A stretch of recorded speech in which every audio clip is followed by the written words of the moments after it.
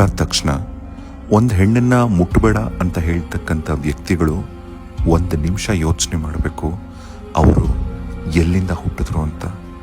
ಅದೇ ರಕ್ತದ ಮಡುವಿನಲ್ಲೇ ನಿಮ್ಮ ಜನನ ಆಗಿತ್ತು. ಹೆಣ್ಣಿಗೆ ಈ ಅಂಟು ಮುಟ್ಟು ಇದೆಲ್ಲ ಏನೂ ಅನ್ವಯಿಸಲ್ಲ. ಯಾಕಂದರೆ ಅವಳು ಅದೆಲ್ಲದಕ್ಕೂ ಮೀರಿ ನಿಂತವಳು. ಭಗವಂತ ತಾನು ಎಲ್ಲ ಕಡೆ ಇರೋಕ್ಕಾಗಲ್ಲ ಅಂತಲೇ ಪ್ರತಿ ಮನೇಲೂ ಒಂದು ಹೆಣ್ಣನ್ನು ಸೃಷ್ಟಿ ಮಾಡೋದು. ಹೆಣ್ಣಿಗೆ, ಹೆಣ್ತನಕ್ಕೆ ನಿಜವಾದಂಥ ಅರ್ಥನೇ ಈ ಅದ್ಭುತವಾದಂಥ ಶಕ್ತಿಪೀಠ. ಅಸ್ಸಾಮಲ್ಲಿರ್ತಕ್ಕಂಥ ಕಾಮಾಖ್ಯ ಮಂದಿರಕ್ಕೆ ಒಂದು ಸಾರಿ ನೀವು ಭೇಟಿ ಕೊಡಿ, ನಿಮಗೆ ಗೊತ್ತಾಗತ್ತೆ ಹೆಣ್ಣು ಎಷ್ಟು ದೊಡ್ಡವಳು ಅಂತ. ಯಾಕಂದರೆ ಈ ಶಕ್ತಿಪೀಠದಲ್ಲಿ ಪೂಜೆ ನಡೆಯೋದು ಆ ದೇವಿಯ ಯೋನಿಗೆ.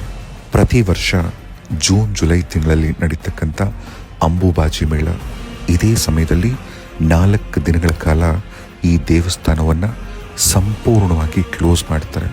ಕಾರಣ ಇದೇ ಸಮಯದಲ್ಲಿ ಆ ದೇವಿಗೆ ಋತುಸ್ರಾವವಾಗತ್ತೆ ಅಂತ.